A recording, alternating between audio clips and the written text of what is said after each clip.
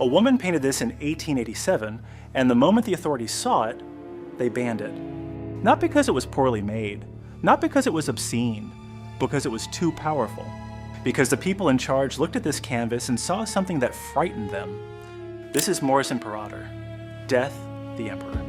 And the story of why almost nobody knows this painting, or the woman who made it, is just as dark as the image itself. Look at what she painted. At the center of the canvas stands a skeleton, but not the skeleton of folklore or fairy tale, draped in a tattered cloak carrying a scythe. This one is dressed as a Roman emperor, a deep red cloak lined with white ermine fur, a jagged iron crown pressed onto the skull, a sword held loosely in one hand, not as a weapon, but as a walking stick. As if violence is so familiar to this figure, it has become furniture. Beneath one foot, a globe. The entire world pinned underfoot like something already conquered. And beside it, a throne. Magnificent, ornate, the kind built to project eternal power. It is being pushed over, casually, almost lazily, as if toppling kingdoms requires no more effort than clearing a table. From it falls a jeweled crown and a scepter, the symbols of earthly rule tumbling toward the ground. The iron crown stays on the skull. The jeweled one falls. That contrast is not accidental. Death does not inherit power.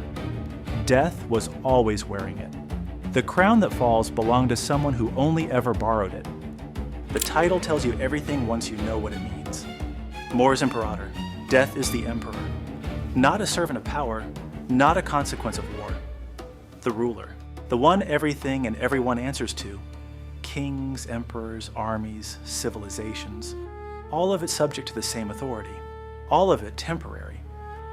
Von Preuschen did not paint death as a tragedy, she painted it as a fact.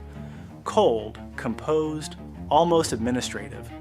The skeleton does not gloat, it does not rage, it simply stands there having already won, waiting for the rest of us to catch up.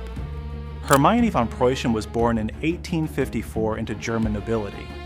In an era when women were steered toward domestic watercolors and polite portraiture, she painted on a monumental scale, large, ambitious, confrontational canvases that had no interest in being decorative. She studied across Europe. She was serious, technically accomplished, and completely unwilling to make herself smaller to fit the spaces available to women artists of her time. And in 1887, she submitted Mors Imperator to the Berlin Academy of Arts. They rejected it. The official reason was never stated clearly, but the historical record points to one uncomfortable truth. Germany's Kaiser Wilhelm I was 90 years old, visibly frail, publicly dying. And here was a painting of a skeleton dressed as an emperor, casually toppling a throne. The authorities looked at it and saw a provocation, a mockery of the imperial order, possibly of the Kaiser himself. They banned it. And in doing so, they did what powerful institutions always do when they encounter something they cannot control. They tried to make it disappear. It didn't disappear, but von Preuschen did, at least from the mainstream art history that followed. While her male contemporaries were collected, studied, and celebrated, she was quietly left out of the canon. Her name reduced to a footnote, her painting surviving almost in spite of itself. What she made, underneath the allegory and the scandal, is a painting about something permanent. Every symbol of power in this image is either falling or already fallen. The throne tips, the crown drops, the scepter follows. The globe is not held, it is stood upon, which is a different thing entirely. You do not treasure what you stand on, you simply use it. And the skeleton at the center of all this does not celebrate. It simply exists, patient, inevitable, wearing the only crown that was never going to fall. Von Preuschen was not mocking the Kaiser. She was stating something far more uncomfortable than that. She was saying that every Kaiser, every emperor, every person who has ever built a throne, built it for death to push over. That was not a political statement, it was a fact. And the fact was what frightened them. What do you think? Was the ban justified, or was it the greatest mistake the Berlin Academy ever made? Leave it in the comments.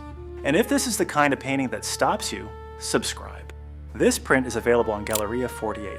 If you'd like it on your wall, the link is in the description, and every purchase goes directly toward keeping this channel going.